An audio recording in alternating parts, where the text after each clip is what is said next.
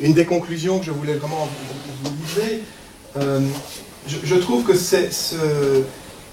avènement du travail, de l'apprentissage en situation de travail, nous invite vraiment à porter un regard beaucoup plus intégrateur ou holiste sur la question du développement des compétences au travail et nous pousser à voir comment on peut articuler de façon intelligente les dispositifs de formation formelle, les dispositifs d'apprentissage en situation de travail et éventuellement les dispositifs de formation à distance, hein, plutôt que d'avoir des positions dogmatiques. Hein. Moi, je ne supporte pas quand ce discours, jamais étayé d'ailleurs, qui dit, je ne sais pas si c'est cette phrase-là vous l'avez déjà entendue, qui dit, on ne sait jamais d'où ça vient ces chiffres, 80% des compétences sont acquises uniquement sur le lieu de travail et pas en formation. Enfin, cette espèce de discours dénigrant de la formation classique, enfin, formel qui, à mon sens, garde parfaitement son sens, mais simplement, il ne faut pas lui faire faire tout. De même qu'il ne faut pas faire tout à l'apprentissage en situation de travail, il faut voir globalement comment on peut vraiment penser globalement dans une organisation la politique de développement de compétences en jouant sur les complémentarités de ces différents dispositifs. Et au CICR, c'est vraiment dans cette direction-là qu'on avait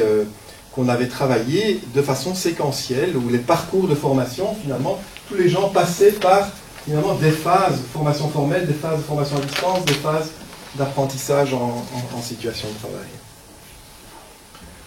travail. Deuxième conclusion, ne pas négliger le rôle des environnements de travail, hein, et en particulier le rôle du management. Et ça, c'est pour ça que c'est un peu le revers de la médaille. Hein, ceux qui se sont rués sur le modèle de l'apprentissage en situation de travail en se disant ben, ça va nous permettre de liquider la formation qui coûte trop cher,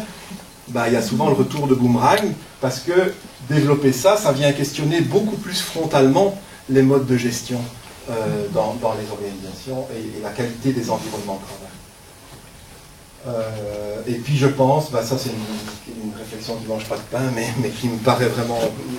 là aussi très importante, c'est comme professionnel, c'est de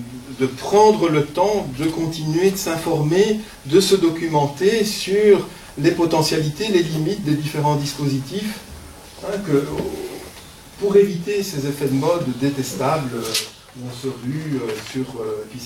après l'une c'est l'autre, hein, c'est d'avoir vraiment cette vision informée des potentialités et des limites.